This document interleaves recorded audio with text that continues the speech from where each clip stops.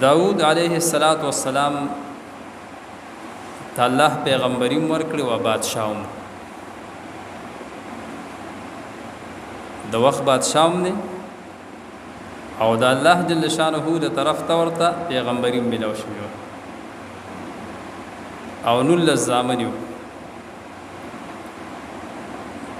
زامن نل سوخه 19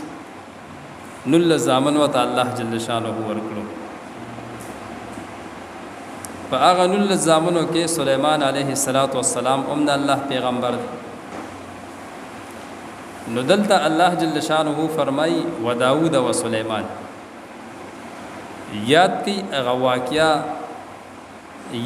واقعیا او خبر د داوود او د سليمان عليه السلام داوود علیہ السلام با مجلس لګول او د خلکو فیصله به کول او چې د چا په سم مسله ونو خلک پراتل او خپل مسله به بیانول مثلا دو کسانو به په یو سیس باندې مسله و د یو بل سره نو بس رابل او دواړو به خپل مسائل داوود علیہ السلام ته واو بادشاہ هم د کاظم د خپل خان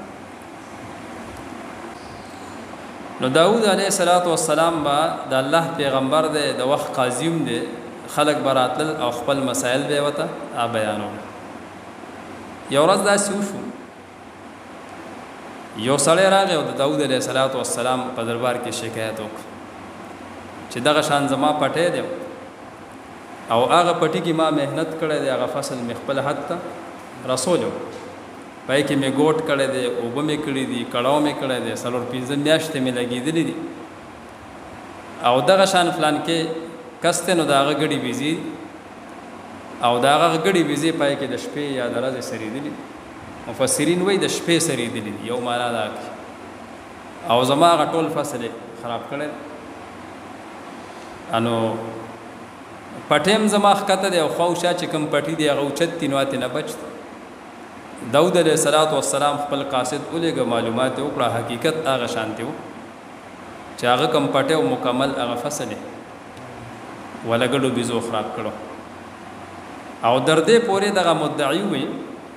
چې کوم سړی داوا کړي وا چې زما بل گزاره د گزاران طریقہ او روزګار مینشته رزبا همدغه پټي باندې زما گزاره کی داود علیہ السلام باندې مقابل راوخته چې چا باندې داوا کړي هغه نه تاسو کاغه یو داسې شو معلومات چوش حقیقت هغه شان شو نو منشي ولېګاو وتوی حساب کتاب ولګاو چې د پټي کم فصل د هغه څومره قیمت جوړيږي نو 15000 اشرفای د هغه جوړې دي او بیا منشي ته و چې د ګړو بيزو قیمت ولګاو نو د هغه 15000 روپیا جوړې دي داود علیہ السلام هغه کس ته و د ګړو بيزو مالک ته چې دا قیمت 15000 ادا کول شي هغه وینا وی ما سره خو پیسې ټکی نشته دا غړي بيزي دي نو داود علیہ السلام فیصله وکړه چې د ګړو بيزو د مالک ته دا غړي بيزي د پټي مالک تاواله کی تاوانه کړی دی هغه ځکه غړي بيزي هم د 15000 دی او د پټي چې کوم فصلو نقصان هم 15000 شوی نو الله جل شانه دلته فرمای و داوود و سليمان اذ يحكمان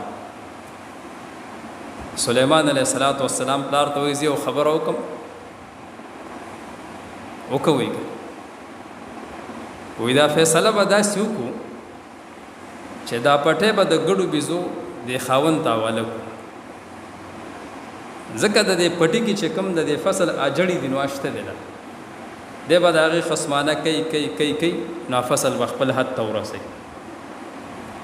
او دا ګډي بيزي به د پټي مالک تاواله شینو هغه به ساتي او دغه د پای او وغیرہ نه به فائدہ دي بس نو فیصله پاغي باندې وشوخه د چا په فیصله باندې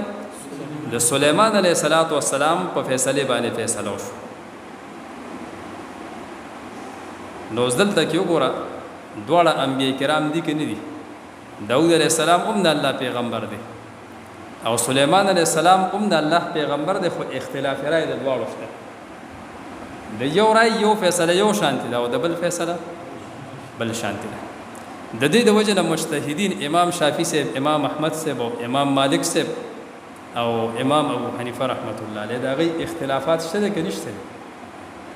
د مفسرین وایي د انبیاء کرامو پر رائے کې اختلاف راځي چې معصومین دي،